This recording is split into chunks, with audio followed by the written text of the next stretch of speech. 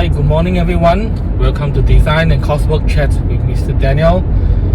I thought of talking to you today about something different, slightly different, however related to the attitudes to doing coursework and the attitudes of life basically. I want to talk about quality work, what it means by quality work, what it means by doing and producing quality work. And before we can even be in the position to talk about quality work, we must understand what responsibility means. Now, why so? Producing quality work is your own responsibility. It's your responsibility to want to produce quality work, one of which you know there is a need and you want to do something to solve the problem, to ease the situation. Okay, it's something that you want to do because there's a need and you do it well.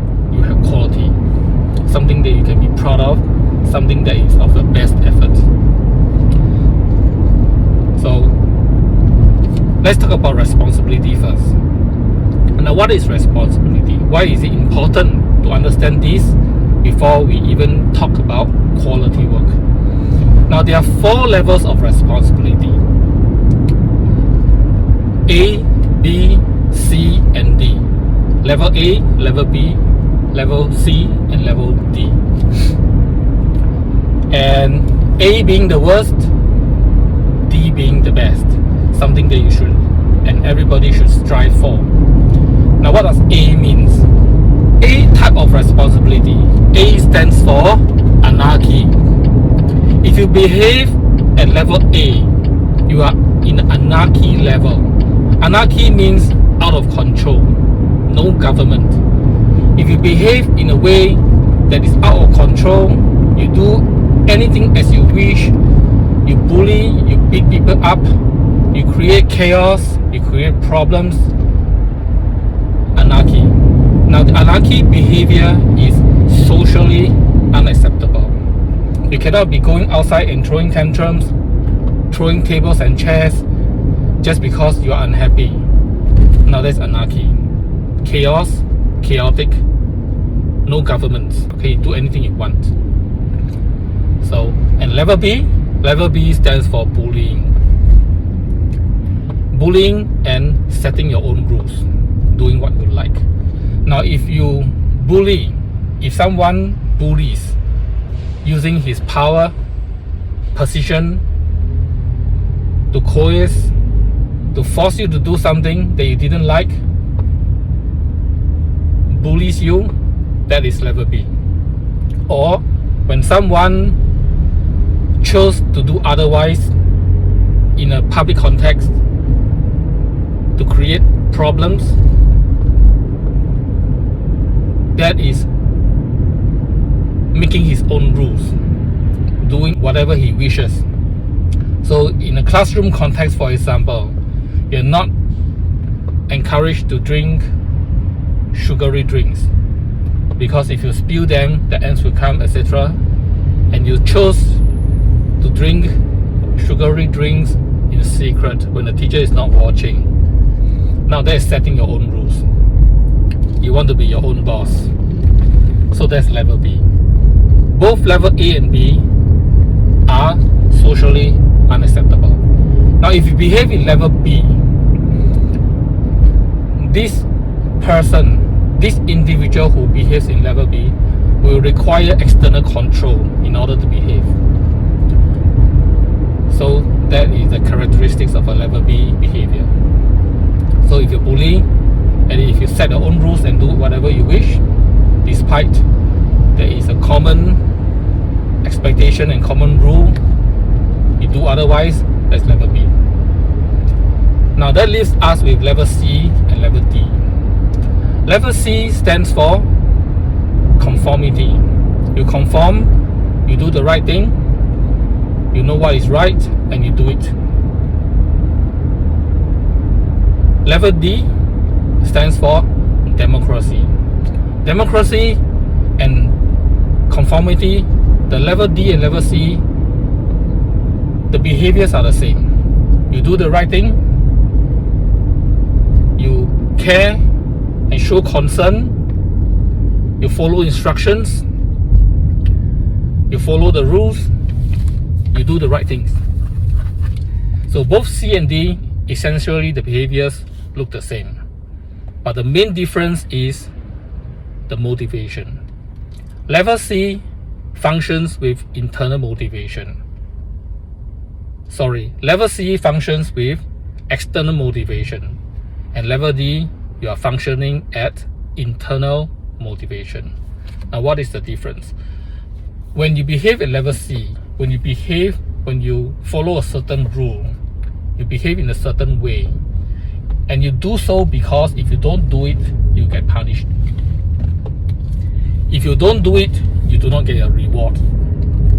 You do not go to Disneyland if you do not score above 95 marks. So you studied very hard. Yes, you studied very hard, you do your revisions. You don't need anybody to prompt you or chase you or force you to do your revisions. You do it because you know that there is a reward for you at the end of the day. Anything wrong with that? No. Most of the people living on earth behaves at level C. You do things, you do the right thing because you know that otherwise you may get punished, and you do it because you know that you will be rewarded. So there is external motivation, level C. You do the right thing, so that is very good. And most of us function at level C. Now what is level D? Level D motivation is internal. You do all the right thing that the level C individual will do, but because you do it and you know that it is the right thing to do, you do the right thing because you know it is the right thing to do. That is about it. You don't ask for rewards, you don't expect a reward, you don't have to worry about punishment because there won't be, because that is not the reason why you do things.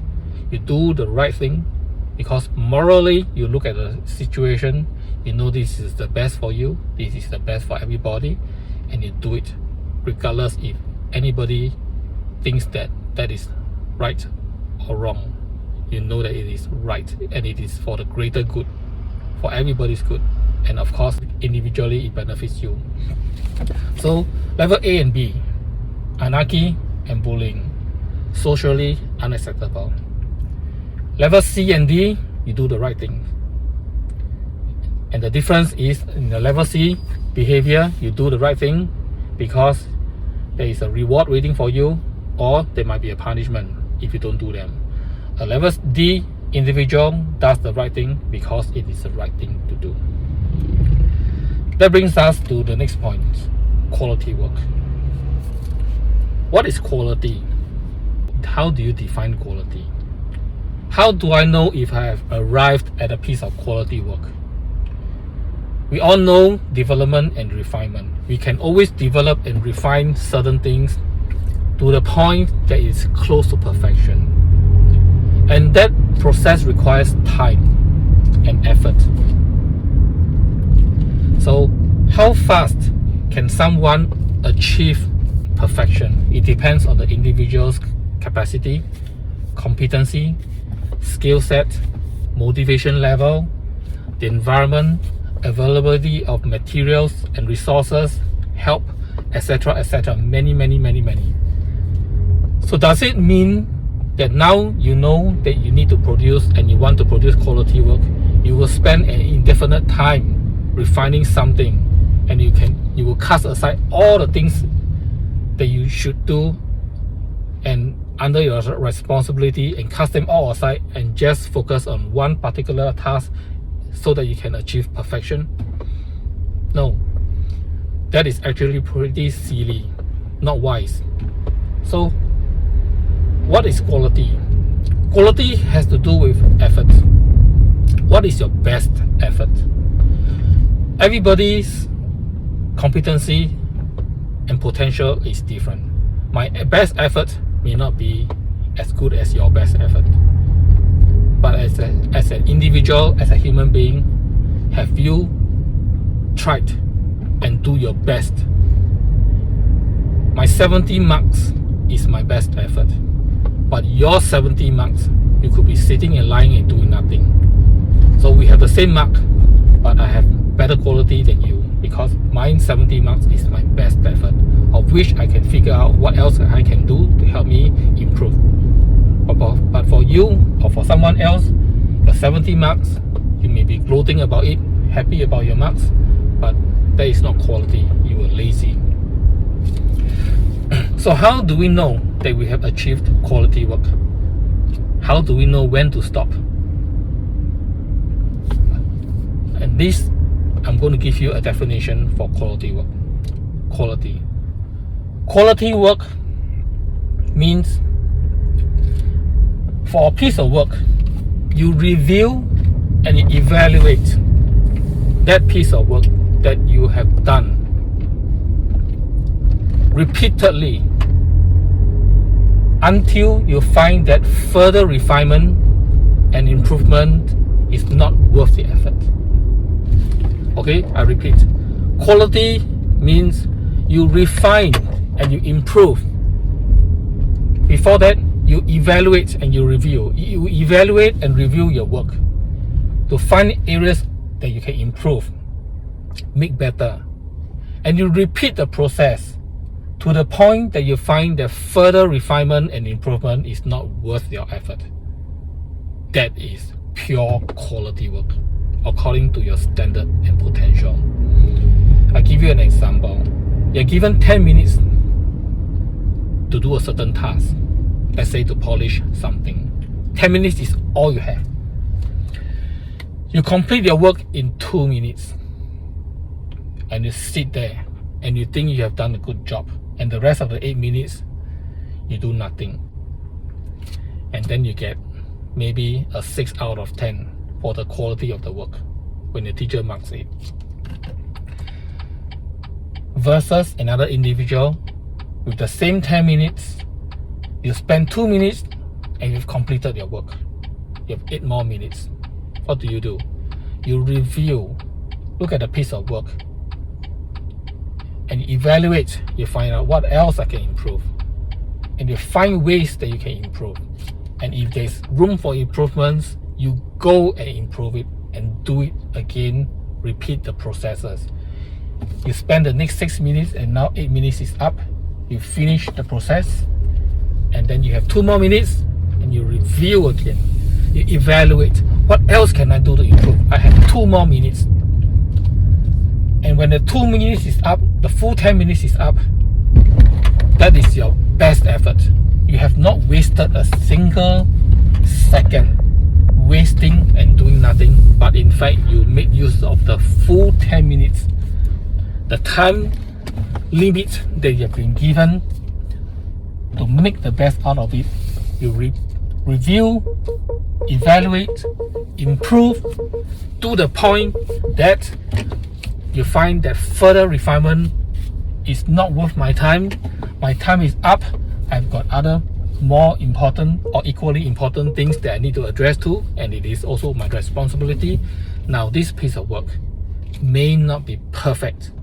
It may not be as good as my friends, my teachers, but this is all the time that I have, my best effort. When you do things with your best effort and you know you have done quality work.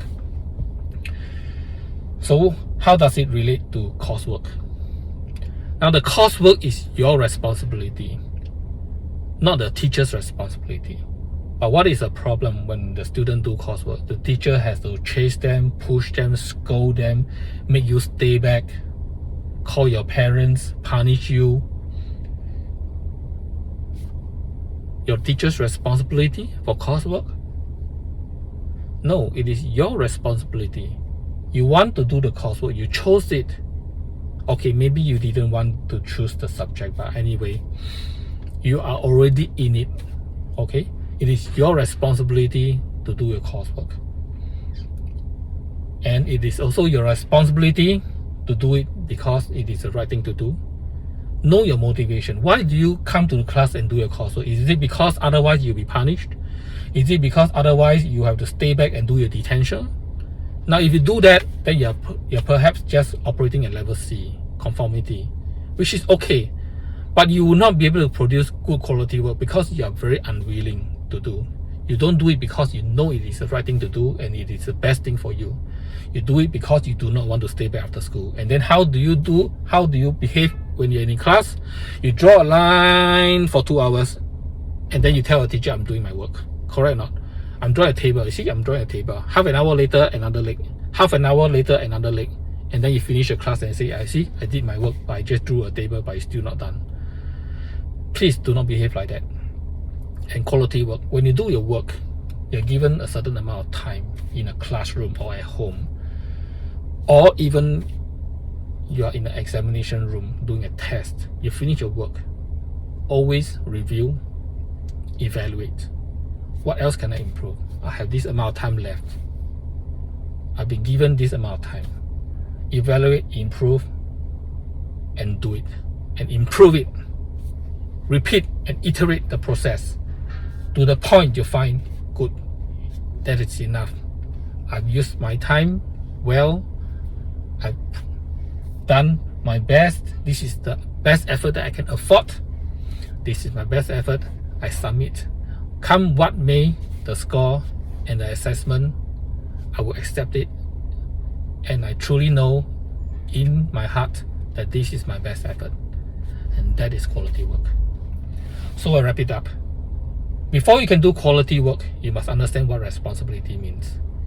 You must understand that your motivation for doing things is either internally motivated or it could be externally motivated.